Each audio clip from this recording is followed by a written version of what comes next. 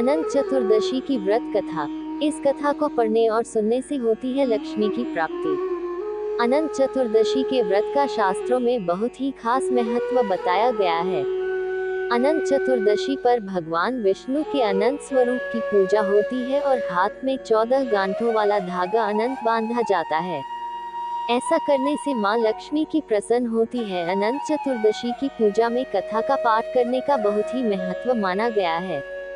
अनंत चतुर्दशी की कथा। एक बार महाराज युधिष्ठिर ने राजसूय यज्ञ किया और यज्ञ मंडप का निर्माण बहुत ही सुंदर व और अद्भुत रूप से किया गया। उस मंडप में जल की जगह स्थल तो स्थल की जगह जल की भ्रांति होती थी। इससे दुर्योधन एक स्थल को देखकर जल कुंड में जा गिरे। द्रौपदी ने ये देखकर उनका उपहास किया और कहा कि अंधे की संतान भी अंधी होती है। इस कटुवचन से दुर्योधन बहुत आहत हुए और इस अपमान का बदला लेने के लिए उसने युधिष्ठिर को द्यूत अर्थात जुआ खेलने के लिए बुलाया और छल से जीतकर पांडवों को 12 वर्ष वनवास दे दिया। वन में रहते उन्हें अनेकों कष्टों को सहना पड़ा। एक दिन वन में भगवान कृष्ण युधिष्ठिर से मिलने आए। युधिष्ठिर ने उन्हें सब हाल बताया और इस विपदा से निकलने का मार्ग भी पूछा।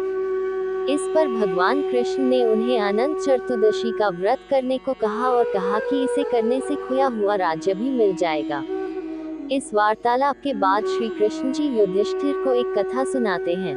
प्राचीन काल में एक ब्राह्मण था, उसकी एक कन्या थी जिसका नाम सुशीला था। जब कन्या बड़ी हुई तो ब्राह्मण ने उसका विवाह कौंडिन्य ऋषि से कर दिया। विवाह पश्चात कौंडिन्य ऋषि अपने आश्रम की ओर चल दिए। रास्ते में रात हो गई जिससे वह नदी के किनारे आराम करने लगे। सुशीला के पूछने पर उन्होंने अनंत व्रत का महत्व बता दिया। सुशीला ने वही व्रत का अनुष्ठान कर 14 गांठों वाला डोरा अपने हाथ में बांध लिया। फिर वह पति के पास आ गई। कौंडिन्य ऋषि ने सुशीला के हाथ में बांधे डोरे के बारे में पूछा तो सुशीला ने सारी बात बता दी। कौंडिन्य ऋषि सुशीला की बात से अप्रसन्न हो गए। उसके हाथ में बंधे डोरे को भी आग में डाल दिया। इससे अनंत भगवान का अपमान हुआ, जिसके परिणाम स्वरूप कौंडिन्य ऋषि की सारी संपत्ति नष्ट हो गई। सुशीला ने इसका कारण डोर का आग में जलाना बताया। पश्चाताप की अग्नि में जलते हुए ऋषि अनंत भगवान की खोज में वन की ओर चले गए। वे भटकते भटकते निराश होकर गिर पड़े और बेहोश हो गए।